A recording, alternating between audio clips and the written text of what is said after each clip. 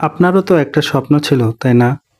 কিন্তু মাঝে মাঝে জীবন এমনভাবে ধাক্কা দেয় যেন স্বপ্নটাও ভুলে যেতে হয়। জীবনে এমন সময় আসে যখন নিজের কথাও নিজের কাছে অপরিচিত লাগে। সবাই বলে সময় ঠিক হয়ে যাবে, কিন্তু সেই সময়টা আসে না। যাদের জন্য নিজের সবটুকু দিয়েছি তারাই একদিন বলেছে, তোমাকে চিনি না। এটা শুধু শব্দ না, একটা ছুরি মনে হয়।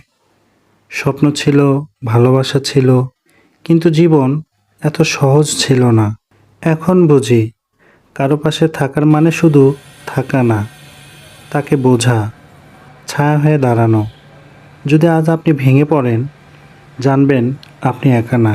এই ভিডিওটা দেখছেন মানে আপনার ভেতর এখনো কিছু আছে, একটা সাহস, একটা স্বপ্ন।